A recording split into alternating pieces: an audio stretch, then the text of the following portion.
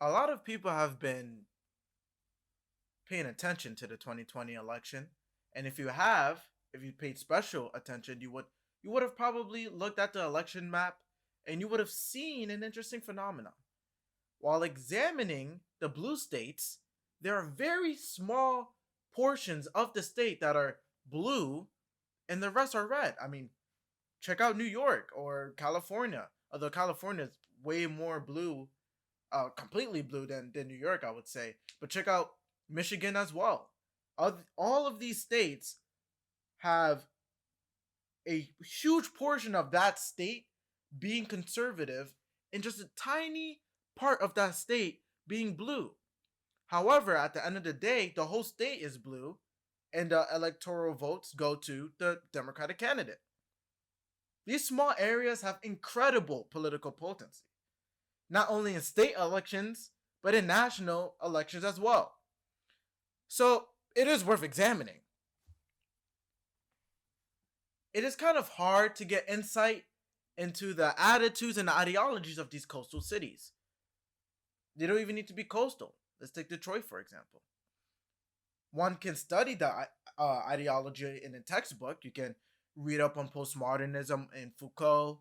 You can read up on intersectionality and such. But how does it look? How does these ideas play out in the real world? How does it play out in those cities? It's hard to see the impact of these ideologies in day-to-day life if you are living in the middle of the country. It is also hard to get the centers to speak up on their experience in these coastal cities. We are increasingly there's a culture. I wouldn't even say a culture, but this sort of attitude rising up within America, this sort of Jacobin attitude where everybody is afraid to speak up and to say what is on their mind. And it affects people as young as teenagers in schools to older people who have families and will not say a word to keep their jobs. Fortunately, we have someone on the West Coast to provide her experience encountering these ideologies on the ground. You are watching the Daniel Idfresne Show.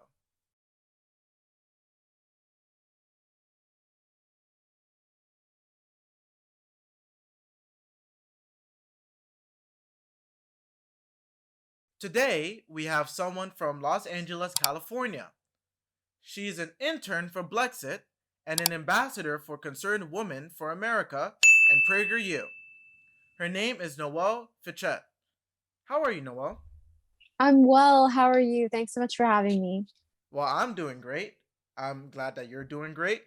We have a few questions for you about your work and about other things, and then we can get straight into coastal elitism. So, my first question for you, you have a new podcast called Out of Context. Can you tell us about your podcast? Yes, so it's called Out of Context because, especially in California, I've seen a lot of my friends kind of run with a certain idea or just one phrase. And a lot of the times, the idea or the phrase or maybe new segment that they're getting upset about is taken out of context. So that's where I got the name from it. And even people who have conservative beliefs, a lot of times their words get taken out of context. So the show is about having uncommon perspectives come on, share their truth in a way that they can fully explain without any words being taken out of context. So recently I had a DACA recipient and we talked about illegal immigration. So it's been really great. That is some interesting stuff. If you want to check out her podcast, I'll leave the link in the description. By the way, really cool name. I seen the podcast and I was like, why didn't I think of Out of Context? That's a really cool name. Uh, let's. I have another question for you. Can you tell us about your political journey? Have you always leaned right, or was it something that happened recently?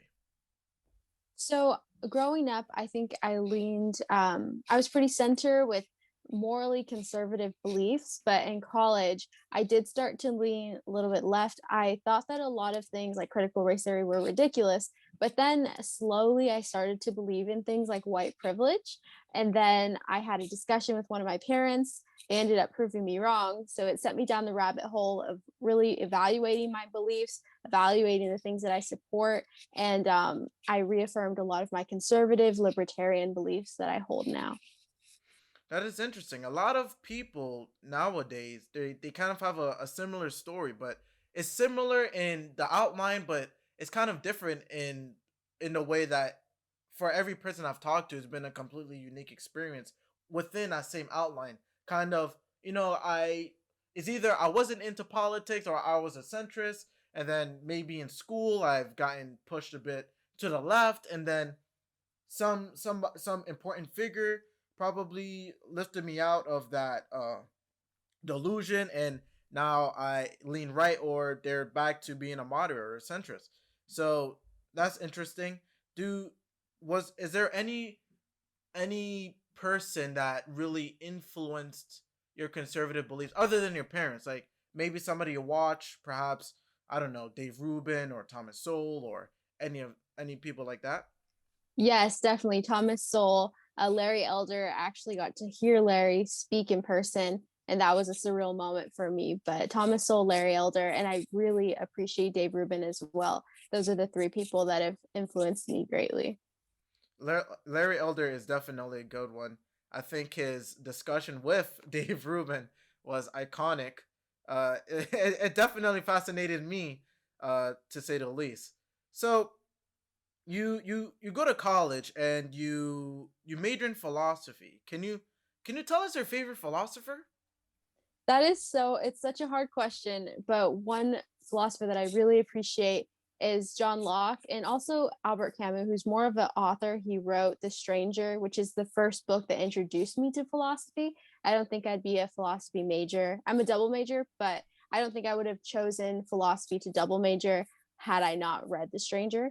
But I really appreciate John Locke, as he's known as the founder of classical liberalism slash libertarianism. They're kind of similar, but those two people really influenced me a lot.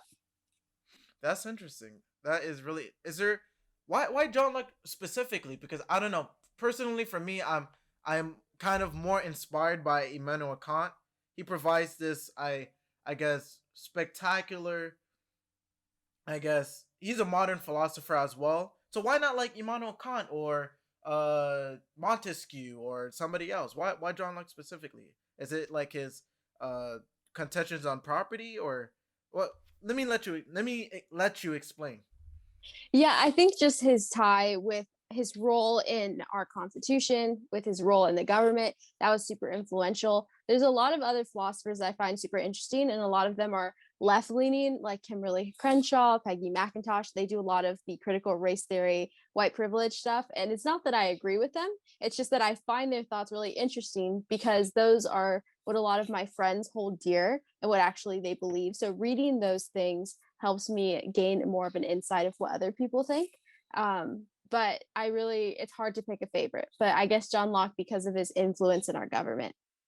Yeah, definitely. What you said about the reading about, I guess those who believe in intersectionality, postmodernists, I find myself, studying, you know, people like Foucault, and people like you said, Kimberly Crenshaw. I was reading Chrissy Dodson, and her paper on epistemic violence. In order to combat what is going on today, you need to take it. You need to nip the bud. You need to pull the plant out from its roots, and studying Chrissy Dodson, even though you disagree with her, it is important in the long run. So, final question before we get into coastal elitism. What do you think is the biggest issue facing America? I think, and I actually just wrote a paper on this. I think the echo chambers are a really big issue. And I say that because we see this in our social circles, we see this in the media, in literature and academia, where it's really our youth. Our youth is the future of America. And I fear that the youth is only hearing one side. And I think that's leading to a lot of violence, a lot of division. So I think that echo chambers are a really big issue that is facing America. Oh yeah, I definitely agree with you. I mean, I've had like a lot of people tell me, X is a big issue, Y is a big issue, but I always, uh, one of my teachers, he's actually a really great teacher, and I would go to his office hours, and we would like talk about this stuff, and he'll be the first to tell me that the biggest issue that I think is facing America is social media in a way, and what the side effects of social media in the fact of what you said in in in the fact of what you said, echo chambers, right? Like if you go on Instagram, all you really need to do is follow the pages that regurgitate your ideology, and it sends you down this rabbit hole. Social media is a perfect place for radicalization, for the left and the right. You're incentivized to post things on your side. People like it, they share it, blah blah blah, and then you next time when you post something even more to the left to get more likes and more shares and more interactions, and it can lead you down this really bad rabbit hole. I also find the explanations on social media to not be my type. Like these like slides where it's like 10 slides, colorful. They never give you the full picture, and it's always so biased. Uh, I've never been a person to debate someone else on Instagram. I find it a waste of time, right? I prefer to like be reading the Federalist Papers or something like that. So I feel like social media has really forced people to compress speech in a way that would get them the most likes, and it radicalizes people. People don't have the attention span to get through a book anymore. I face this myself, and that's when I realized, maybe I should start reading books. I couldn't get through 3 pages without like, losing my attention span. Now I can get to like 40 or 50 pages in a day, without having to look at my phone. But it was a huge problem when I just started out. So I definitely agree with your assessment. Yeah, totally. And everything you said, I totally agree with. And just really quick, my philosophy class, we were reading about echo chambers. And in the philosophy paper about echo chambers, he only gave right-leaning examples to dangerous echo chambers. So I think it's a huge issue in academia because they're only hearing this paper that's supposed to point out both sides, but it's only hammering in on one side. So just yeah, I just want to mention that really quick. Yeah, that is true. Like now, like the just now, because your teacher has showed only like examples of far right echo chambers, the students might be misleaded, and they might think, well, I guess the far left don't have any echo chambers, so I guess I'm fine. You know what I mean? So I definitely agree with you. Let's get into the main topic of the podcast. We probably held some people up there like, Daniel, I wanted to see, a podcast on coastal elitism, and we're talking about other stuff. So let's get into coastal elitism, right? So there's a prevailing attitude in these coastal cities, and these attitudes have ideological underpinnings. And I mean, they're far. We can. This is a huge topic, but I'm gonna ask you, Noel. What do you? What is? Can we get like some sort of like grasp on the ideological underpinnings of the attitudes prevalent in coastal cities? We can go through like postmodernism, maybe Rousseauian philosophy, maybe critical theory. You can start anywhere. Well, I think that things like critical race theory, any ideology or any philosopher or idea that falls under postmodernism is super popular here. And it's actually, I think more so we see it in academia, but as you had mentioned in social media, a lot of kids are making infographics and things that are based off of these ideas, but they don't really understand what they are. So it's kind of because of academia, because of social media in these cities, I think that it's kind of created a mentality of my way or the highway. So where these kids have kind of resorted to things like cancel culture or even violence. So anyone who disagrees with those mentalities or those ways of thinking in a way in these cities like Los Angeles is they're actually in danger. And I've seen a lot of kids get harassed or just young people face threats, death threats, because they don't agree with this pushed ideology that's just shoved down everyone's throat. I That's interesting. I want to kind of go deeper into what you said. What you said was really dense, and I want to kind of unpack it a bit. So first, you talk about I guess these postmodernism being very popular in academia, and then it is packaged within social media without somebody even knowing, without people even knowing it. And I could cite a few examples actually. Like I remember seeing a post. I actually read through the infographics. I just want to see what kind of nonsense is in them sometimes. And I remember in one of the slides, it was talking about how for the entirety of history, like white people or white culture have been a dominant culture, and minimal knowledge of history is required to know that for most of history, for most of history, for most of history, white people weren't even at the forefront of culture. It was really just recent. I mean, China was a thing, right? Like, but according to critical race theory or critical theory in general, kind of the Adam and Eve of critical race theory is white culture. And so they kind of so they don't really consider any history that is not white history sort of irrelevant in their analysis, because they wish to view the world in a racial lens of white versus black. And so that idea was present within the infographics, which is obviously not true. But then there's a ton of people who, I guess, like they read it and then they post it on their story, and that's, I guess, misinformation. If I want to repeat what people on the left are saying, that's pretty much misinformation being spread across social media. So I guess if you want to add on what sort of ideology that you've studied, perhaps maybe from postmodernists, but it doesn't just have to be from postmodernists, that you see in these infographics being posted around. I think the most common idea, theory that I see is intersectionality and white privilege, but more so white privilege. That has just become the most talked about concept that I've seen. Every infographic seems to be about it. Actually, just saw a video today of a white teacher saying that her white band-aids, which are really beige, in her classroom is a form of oppression, and that's going to traumatize a student if you give them a neutral tone band-aid. That's And straight from taking so Macintosh. exactly, yeah, exactly, the band-aids, the Yeah. ballerina tights, exactly, yeah. So it's just, I was a dancer for a long time and I really didn't even think about, because we don't just have flesh color tights, there's pink tights. So I didn't really think about it in a sense of oppression until I heard my professors speak about this, until I read Peggy McIntosh and I saw that through their lens. But it seems like every young person is really jumping on white privilege, microaggressions, and they're making these infographics without any sort of empirical evidence. It's all just emotional or anecdotal.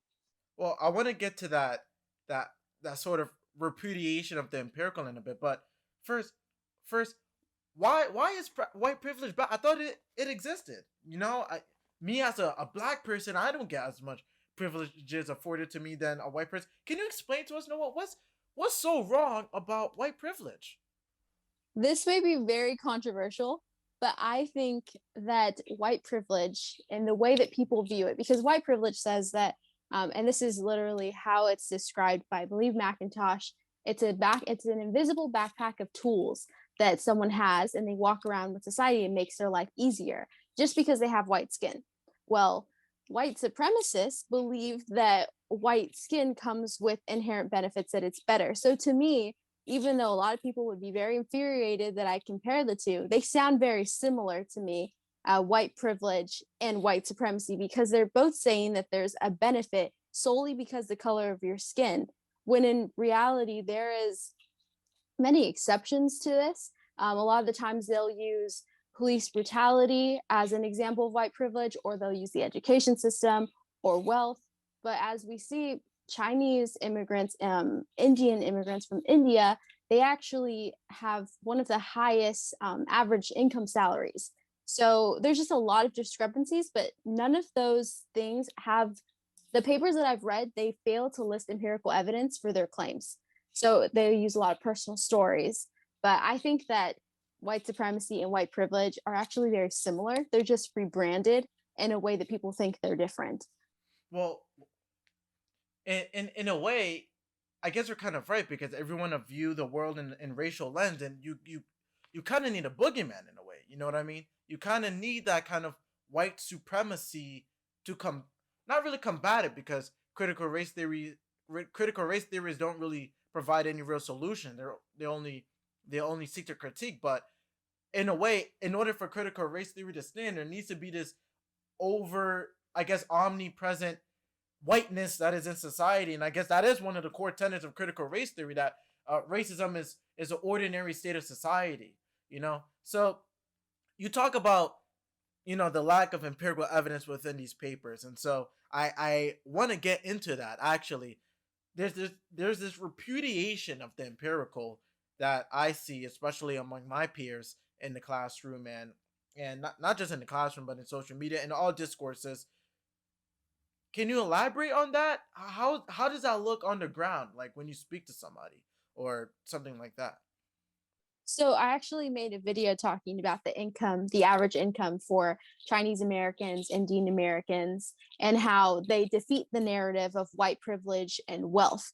And a lot of people said, well, you look at Hispanics, you look at African Americans in America, they make a lower income. Why don't you talk about them?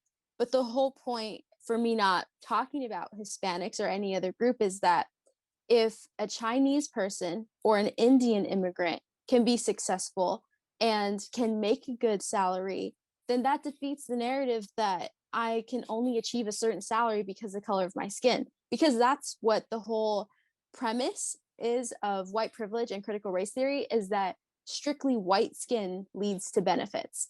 And people don't know that I believe it's, I don't want to misquote, but I believe it's Filipino and Indian Americans that make roughly about 80,000 a year for their average salary, between 70 to 80,000 a year, where the average income salary for a white person is roughly around $60,000. So there's a clear difference, but no one will ever bring up that. That's interesting. Um, what is, I guess, the response when you bring up that empirical evidence? I tend to see that there's this sort of, I don't know how to describe it in a way, but let me attack it from this angle rather.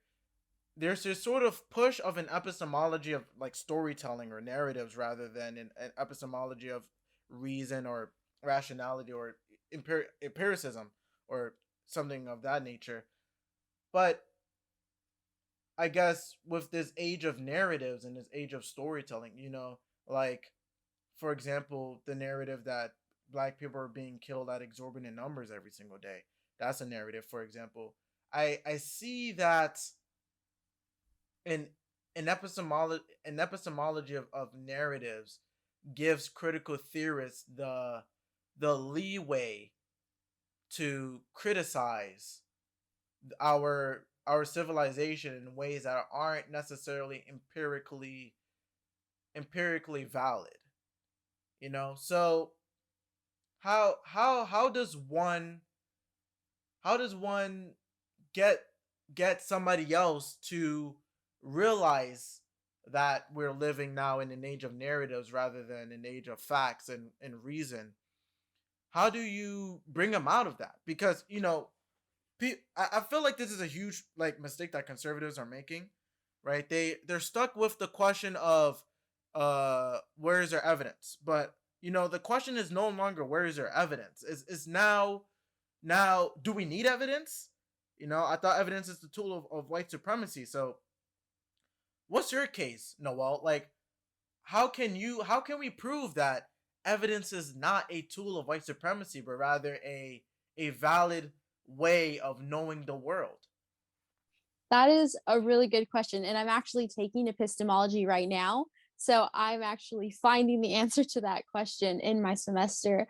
But I think that, for example, I did bring up statistics about the racial bias myth that they were talking about with police brutality in my class. And a lot, my professor said that empirical evidence isn't, that it's not valid.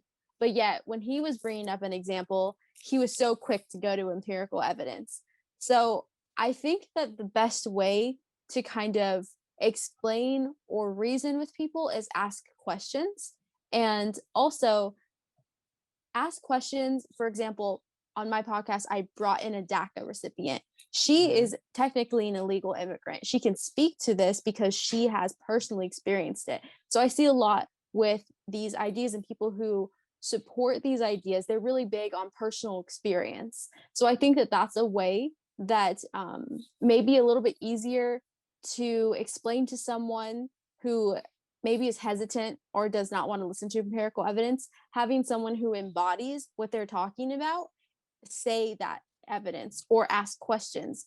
Um, for example, I'm a first gen college student, so I can speak about certain things that many people wouldn't understand that I think everyone can speak on, but they might listen to someone when they are directly impacted by that issue. So I think that people who experience those things firsthand have a very powerful voice right now and should definitely speak up on those issues, if that makes sense.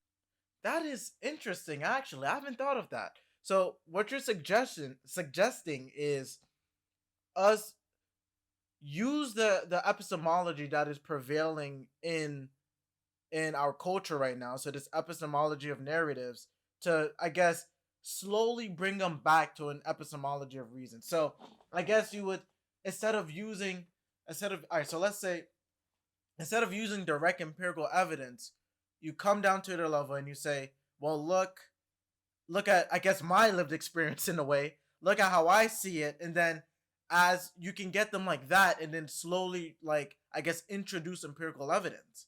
I guess that's what you're sort of suggesting in a way. So that's interesting because I think that's a valid way to address a problem. Again, like I said it before, but conservatives, they just drop the evidence and they're like, oh, facts don't care about your feelings. We're dealing with, like, we're not even dealing with what are the facts. We're dealing with, is facts necessary. So I think that's a really interesting way to put it.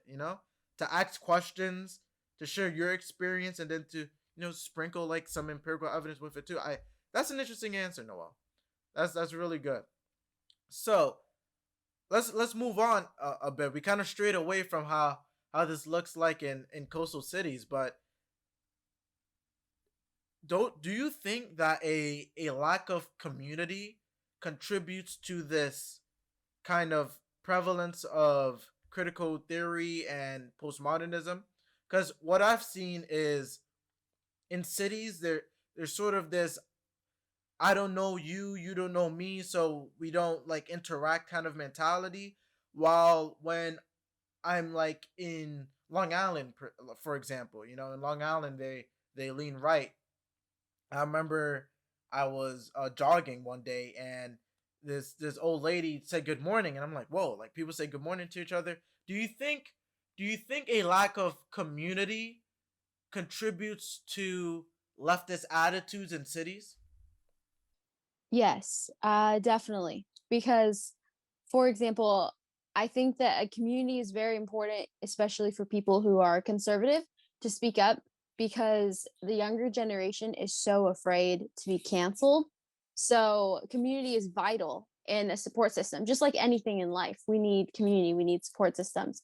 So, I think that community will contribute greatly to people being more vocal about their beliefs and ultimately spreading a message that people should hear. Yeah, I think that a lot of the leftist attitudes that are going on in cities, I think they're a direct result of lack of community. For example, they want higher tax rates. Well, I've talked to like my liberal friends, and they would say, we need higher tax rates to help the poor. And I would say, well, why can't you, if you see somebody who's poor, you need somebody who needs help yourself. Why do we need a third party like the government to help those people? Why can't you help them yourselves? And they kind of don't believe that humans have the capacity to be charitable. And I think that's a direct result of a a atmosphere within New York City, and I bet is in LA as well, where you don't really say good morning to your neighbor. You kind of walk with your head down. If you make eye contact with somebody else on the train, then you look away quickly. I really do feel as if that atmosphere contributes to a lot of the thinking in coastal cities. Yeah, definitely. And I think that also that personal responsibility plays a big factor in that because, like you mentioned, a lot of people want the government to get involved when it comes to homeless. LA has one of the worst homeless issues, 13th worst city in the whole world.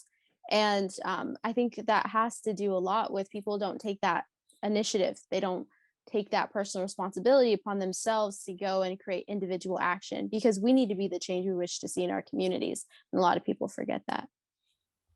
Definitely. I also think that, I guess you can comment on this too. I think there's also a sort of lack of a belief in a higher power, and people may be rolling their eyes and it's, well, what does God have to do with this? But I really do believe that without without belief in a higher power, and I've seen this. I actually like know like non-religious people and religious people, and the religious people that I know tend to be way happier. I My friends and I went to Central Park the other day, and we met this person who was drumming for 20 years. He played the drums at Central Park for 20 years, but he was the happiest guy there. And I mean, we're in the middle of the richest borough, uh, in the richest city, one of the richest cities, one of the best cities in the world, and you have somebody who don't make much. He's not a lawyer. He doesn't work in the financial district.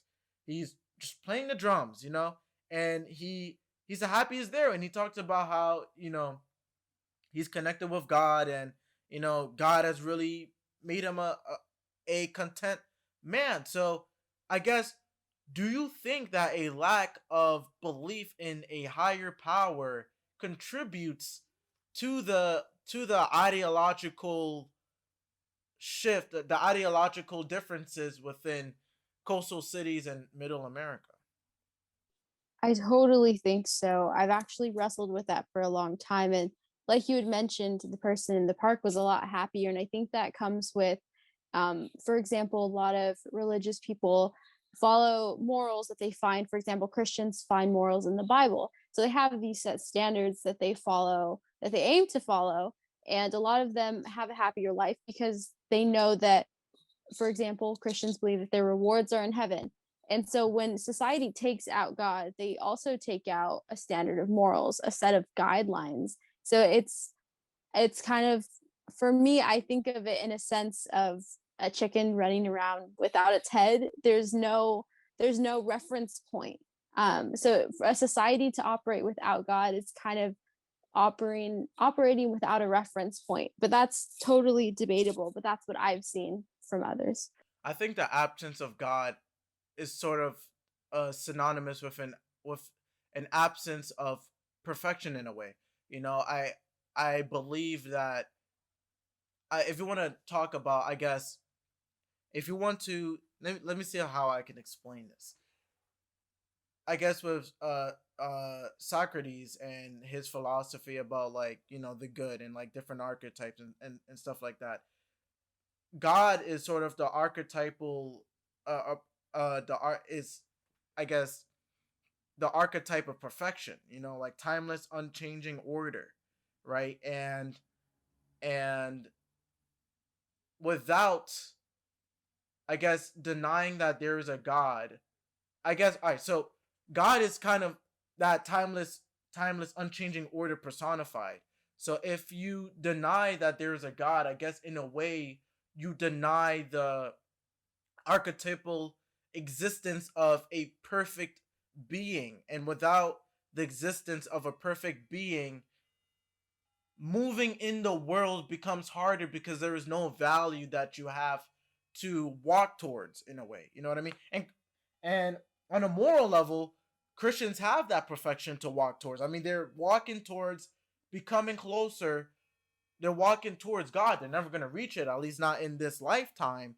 But at least that value to pursue, like, there's a value to pursue. And in these cities, that value was absent. So there's a lot of talk about utopia and his belief in like socialism and communism. There's a lack of morals, like you said. Since there's no morals to go off of, they kind of have to start from scratch. And there's no guarantee that everybody will come up with the same moral framework. And so it then becomes a conflict of wills, like Nietzsche would say. So I mean, I guess that's what I think. I think that with the absence of God, there's this absence of a value to pursue in these cities, which causes uh nihilism. Yes, absolutely. And that's actually what I was going to mention was I took existentialism and we read the story God is Dead. And a lot of people when they hear that they think, "Oh, this is an atheist's story or an agnostic. They're celebrating the death of God." But it's actually a tragedy because like you mentioned, that reference point is gone. They have nothing to go off of. So it's actually a tragedy if there is no God because then people have no reference point. They have to start figuring out things themselves and it gets very complicated. So how does this look like on the ground? I can get into my experiences with what I've seen from individuals, but how does an individual in LA, an ideologically possessed individual in LA look like? What do they eat, or what are their attitudes? Are they more depressed, or are they not as fit, or what's going on there? I think that in Los Angeles, there's a mix of people. I think that a lot of people, especially because of the pandemic, have opened up to hearing other perspectives. A lot of people have really changed their minds. There's a lot more people that hold conservative beliefs than I expected. However, the vast majority of young people, for example, you mentioned what they eat. Well, a lot of people are vegan or they're very focused on green and sustainability, which I think is great. It's important to take care of the earth, but it's become a type of religion when a lot of people are very anti-God here, but yet they're okay with creating their own types of religion. So it's really backwards here. Everything is it depends of what part of Los Angeles you go to. If you go to West LA, if you go to even East LA, there is a lot of everyone's pretty much left leaning and in certain areas, I think this is more so for young people. When they do vocalize that they don't agree with the mass majority, I've seen a lot of people face actually death threats. So it's pretty tense over here, but it has changed within the past few months because of COVID. There's a lot more open-minded people here now. Interesting. I find that over here in New York City, I don't know if people are as vegan as people over in Los Angelinos, or is that what you call them? Angelinos. Interesting. Yeah. So our New Yorkers over here, they're not as vegan. I know a lot of people who are left leaning, but they're like, yeah, you're not taking away my meat. Try again later. But there's I don't know. There's sort of depressing atmosphere in a way. There's this sort of continuous, unchanging anxiety among especially younger generations. It's the sense of despair. The world is gonna end in 7 to 12 years, because of climate change. Uh, what else? Black people are being killed at extreme rates within our city. There's this sort of I don't know how anybody could find happiness in the message that they hear every single day. The next day when you go to school, you hear that your favorite poet is a racist, and so the poems that you used to read are automatically discredited. I remember in a class, we were deconstructing Whitman. Deconstruction is a feature of postmodernism, and there were a lot of students who were like, Whitman was my favorite poet, and there was a very kind of depressed tone to their voices when they came to the conclusion that reading Whitman would equate them to retaining whiteness, or something of that sort. And on the other side of the coin, there are people who understand the ideological conformity that's happening in our schools and in the city, and they talk to me all the time, and they talk about how stupid the latest social justice warrior issue is. But if you ask them, would you speak up about it, they would as you would already know the answer. There's people, is either your ideas are being suppressed, and not to mention all of these people who don't like the ideological conformity are liberals, right?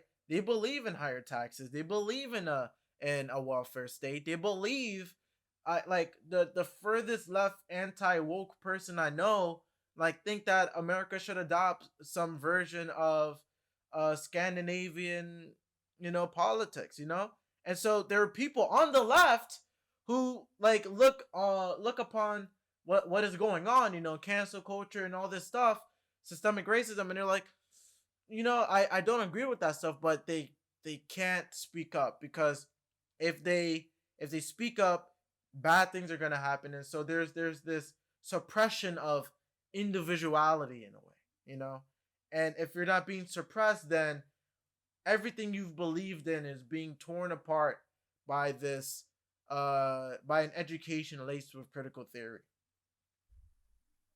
Yeah, definitely. And I think that it's kind of created a cult-like environment because the kids in schools in high school, college, elementary are taught if someone disagrees, then they are dangerous, then they hate you, then they're violent, then they're a white supremacist. And so it's also affecting people's personal lives too. A lot of friendships, families are being torn apart because of these ideologies that are being pushed. Yeah, I was actually gonna ask about that. What do you? I guess you already talked about it a bit. Families kind of being torn apart. I find that friend groups kind of become a bit more political. They because I guess Eric Jameson would say everything in the last analysis is political. And so stuff like that becomes a matter of life or death for people in these coastal cities, and there's this kind of, is either you believe in it and you continue talking about it within your friend groups, and there are also people who are not ideologically aligned with these people, who they don't want to lose their friends, so they don't say anything. But I'd have to imagine it definitely takes a toll on them to not be able to say what they truly believe as a person, because they think that their friends will just drop them with like that. Yeah. Yeah, I actually experienced that firsthand. I talked about personal responsibility and I hadn't said who I was going to vote for, didn't say I associated with any personal political labels, and I was canceled for that. I lost all of my friends and even some family members and my best friend. And so it's crazy how you don't even have to really say a political party anymore. It's just if you disagree on one little thing, it's it's the end of the world, and that's really, really, really dangerous. Um, yeah, it's really bad. Yeah, I guess we were talking about the friend groups, but what you said about personal responsibility also has a huge toll on the individual. There's people there are people who don't believe the American dream is a thing anymore, and we can have a debate about how hard it is for somebody to climb the social ladder.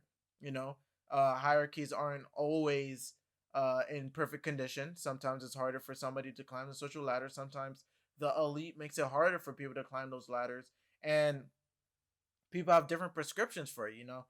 People on the populist right would believe in certain things. People on the populist left believe in certain things that we can do to fix the hierarchy. But there's literally huge swaths of people who believe that a social ladder is impossible, like on its face, like in like raise right lifting yourself up the social ladder is something that is impossible.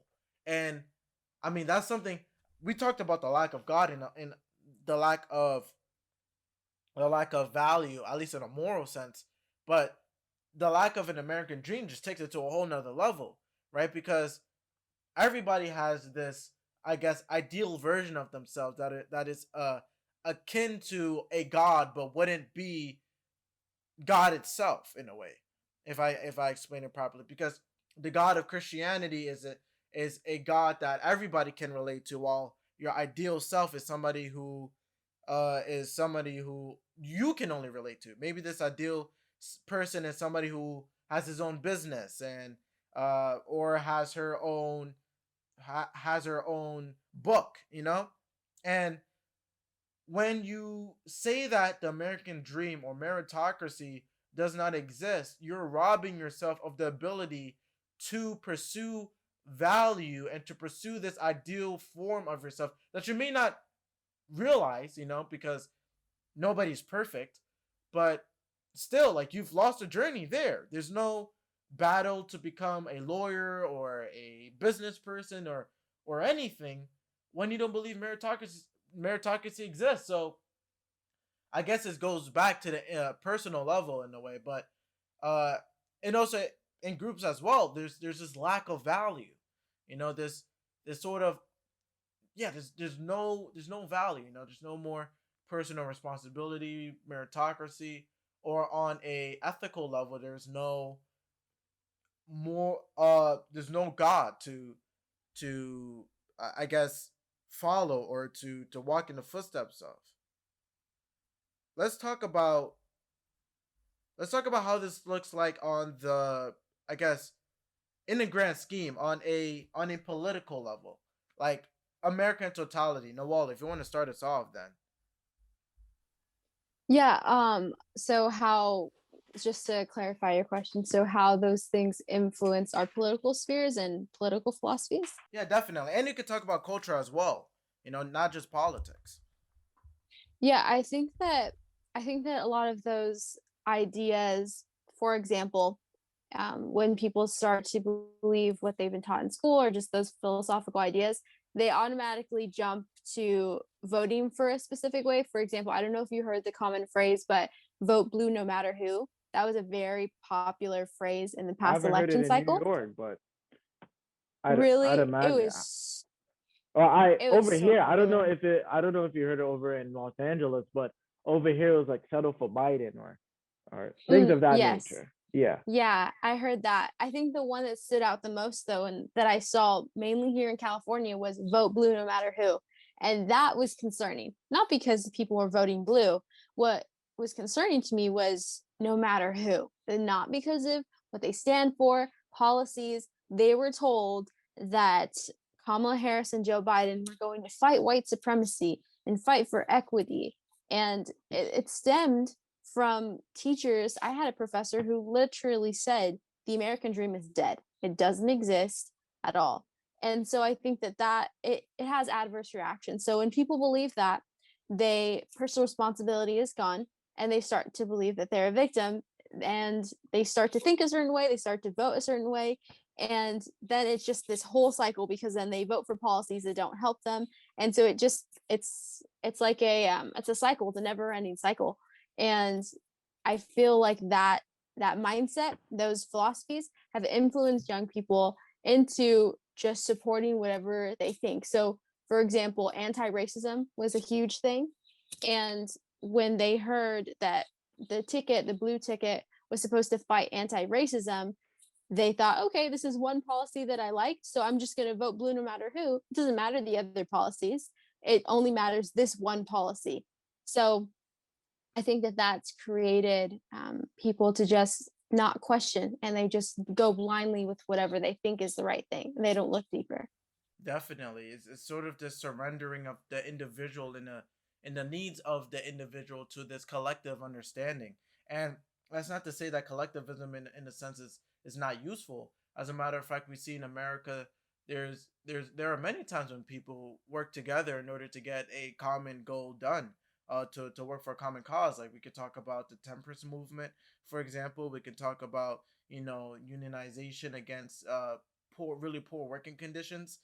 So there were a lot of movements that people work together, but it wasn't in the sense that, I'm going to give up my individual self to that collective cause.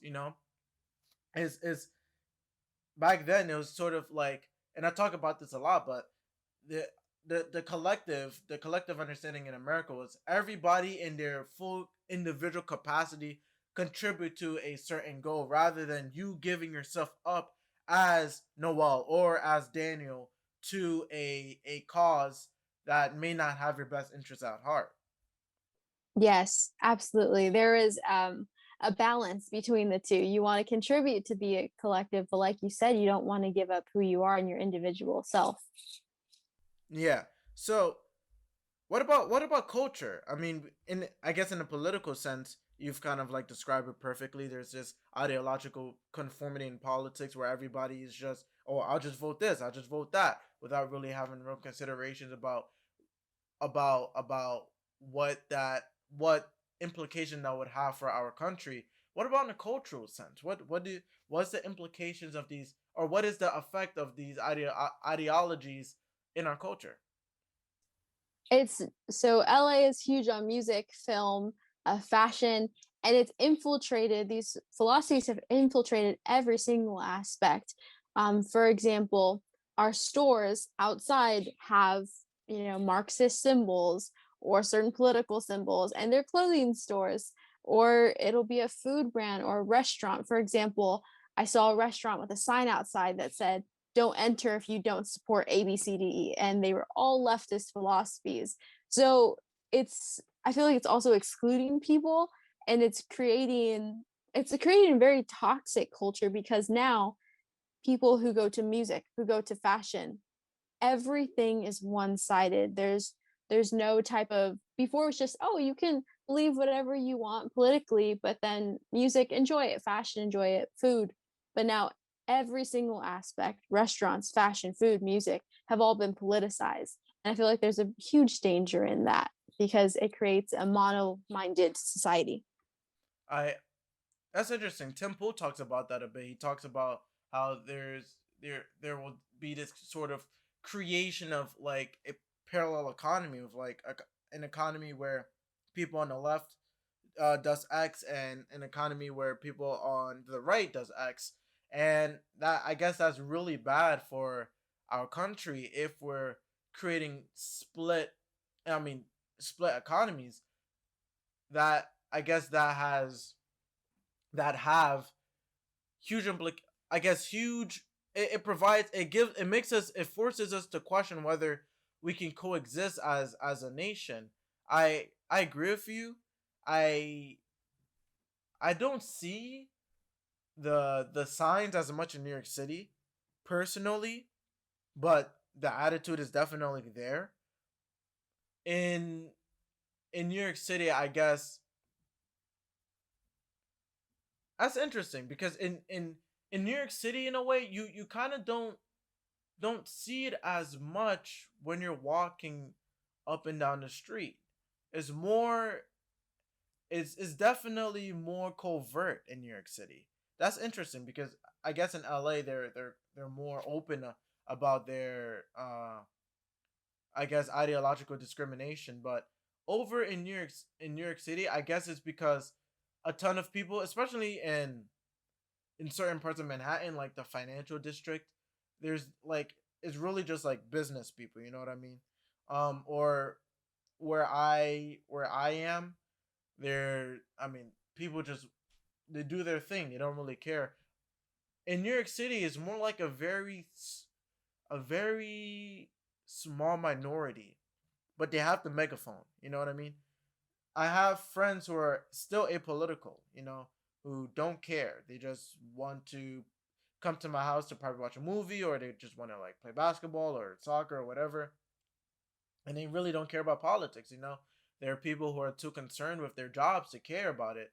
But it's just that because they don't care, the megaphone is kind of unoccupied, and the woke cult sees the megaphone unoccupied, and so they regurgitate their ideology at the, I guess, dismay of other people. Yeah, I think it impacts jobs too, because here in LA, you don't want your employer to find out if you are conservative, because that can actually cause you to be fired. So that's also a danger. Well, that's the same thing in New York City, right? It's more covert in New York City, right? So in school, you probably don't want somebody knowing that you're a dissenting voice. In your at your job, you probably don't want somebody to know that you're a dissenting voice. But there isn't really, there's a very select few who you can tell just by looking at them that they're ideologues. You know, they for the men, I usually find that they are they're not as masculine. They're skinnier, frail. They don't really have the color in their face. You can tell if somebody's healthy by like examining their face. You know, there's a lack of color in their face, while those who aren't ideologically possessed, they're definitely happier. They definitely go to the gym. They definitely, like, you can see them smiling. You know what I mean? So at least that's what I see for the men. For for women is, I guess those who are ideologically possessed will probably dye their hair, perhaps. I guess for the most part, I haven't really been paying attention to the opposite gender, but I for like I guess a common denominator between all those who are like ideologically possessed would be dyed hair, in my experience at least. I've noticed with girls too, a lot of my friends, and even when I leaned a little bit more left, there's this, it's very somber. For girls, I think things are more internal. So a lot of girls have anxiety, or they may be a lot sadder. And that's because there's no hope. There's no hope in the things that they've been taught and things they believe. There's no hope, and that's reflective on every other aspect of their life. It impacts academics. It impacts, like you mentioned, working out. That in every facet of their life is impacted.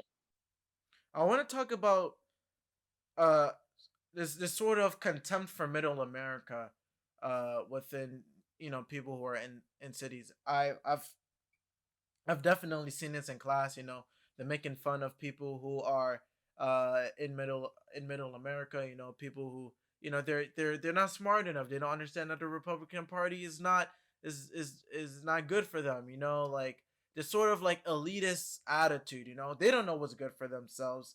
You know, we know what's good for them. You know, they're not as sophisticated as us. You know, the reason why all the college educated, at least all the people in New York City, are, you know, are liberal is because liberalism is, or not in a colloquial sense, but like in a political sense, liberals are smarter than conservatives. You know, uh, where do you think this contempt come from?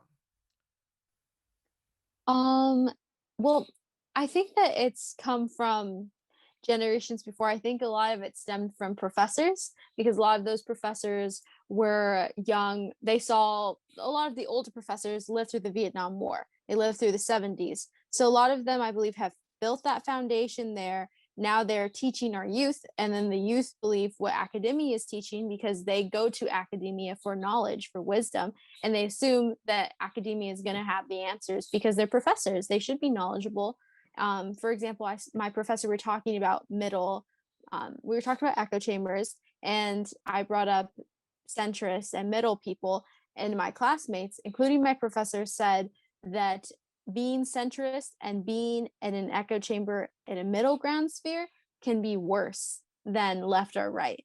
So to me, I was kind of left in shock because to them, there's no solution. It's either you're left or that's it. Yeah, there's no neutrality. Yeah, interesting. I that's interesting. I do not know how being in the middle could be even more dangerous than being on the right. Maybe it's because of this attitude of like no neutrality. You know, we see this in like in Ibram X Kendi. You know, there's, you can't be not racist. You have to be anti-racist or racist. You know, it's either you're active. Like, yeah, there's no neutrality in that sort of ideology. I do think that a contempt for people in middle America stems from this. I think it's fueled by an unknown of how it feels to live there as well.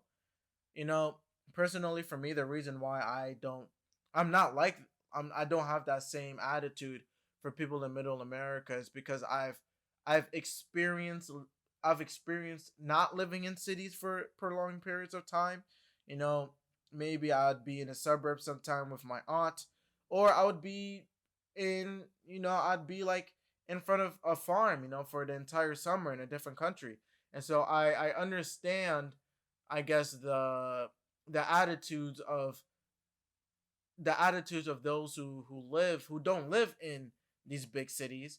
I truly do think that a lot of people in cities don't they just don't understand what it's like to live in farms, right?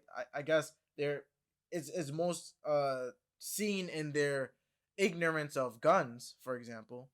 So if you want to elaborate on that, if you want to agree, or you know Absolutely. That was actually a huge so my senior year of high school, my AP Gov teacher showed us a documentary saying basically why America is not the best country in the world. And he packaged it in a really good framework, and a lot of people believed everything that he said. But the thing that stood out to me was gun control. And he was saying that America is the only place with guns. And he just went on a whole rant about guns. Well, the following summer, I went to Europe and I went to Italy, I went to France, and France was actually experiencing a lot of immigration at the time. So was Italy. So literally on top of the buildings, there were people with these huge machine guns. So to say Interesting. that, and again, those were the police, those were government officials, but my teacher made it seem like there was zero guns. Guns were non-existent in Europe. But then actually going to Europe, seeing firsthand for myself the issues there, seeing that it was not a utopia in Europe, that they actually had a lot of issues, that there were guns, and that was a blatant lie that he had told the class. That expanded my horizons. So I think that people need to go outside, and not everyone has the resources too, but the way that people think is directly impacted by their environment, and a lot of people don't have the opportunity to go and see the world and see the difference between what they're living in. definitely. I guess to top it all off, do you think that cities can come back to a sensible position? I don't expect them to shift all the way right, but do you think they return to classical liberalism instead of this ideological uh atmosphere we see right now? Sometimes I think so, and sometimes I think not. For me, I identify more with classical liberalism. So there's a sense of hope when I'm talking to someone that they might be drawn to things that I'm saying. But then sometimes I encounter people who are willing to listen and they're like, hey, I didn't think about that this way. And even in Los Angeles, because of the lockdown specifically, a lot of people have returned to classical liberalism. However, I do encounter the people who are extremely on the opposite, who don't are not even willing to have a conversation. So it's hard to gauge what's there more of in the cities. Is there more of people who are willing to listen? And I think it's a direct result of the lockdowns, or are there more people who just there is no hope and they just don't want to listen? So it's hard to gauge. Sometimes I think that there is an opportunity, sometimes I think there isn't. It's just really hard to gauge. Yeah, I have to agree. Sometimes I do think that there some days I'm optimistic, other days I'm pessimistic. I find that there are certain people you really can't convince, like you said.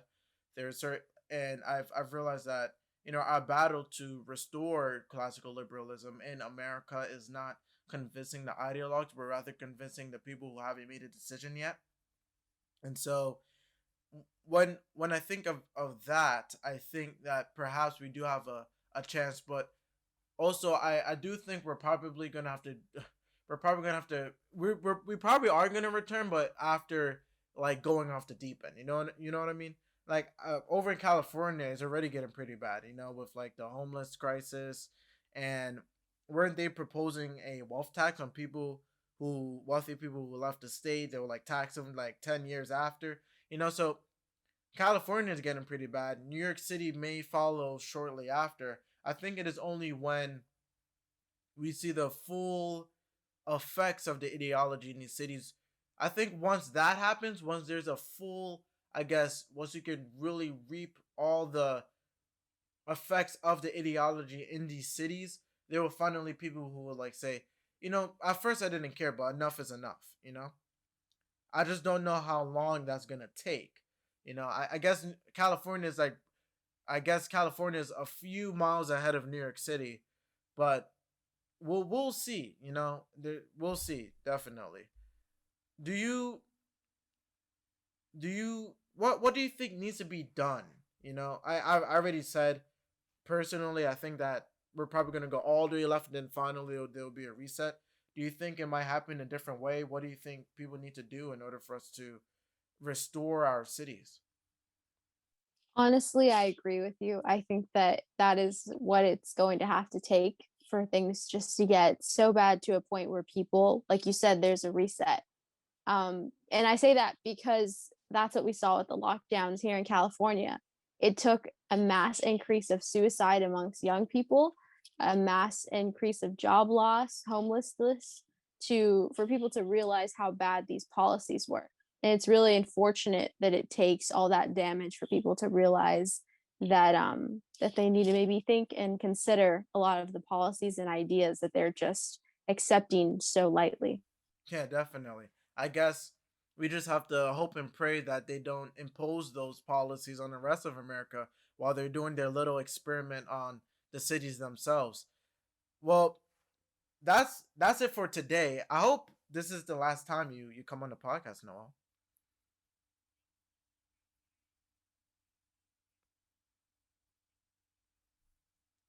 So if you like the podcast, make sure to leave a like, subscribe if you want to check out more of the Daniel Idfresne Show. We're definitely gonna have people as bright and smart as Noel on the podcast more often. So make sure you subscribe so you can be notified when that happens. For now, I'd like to thank you for watching, and goodbye.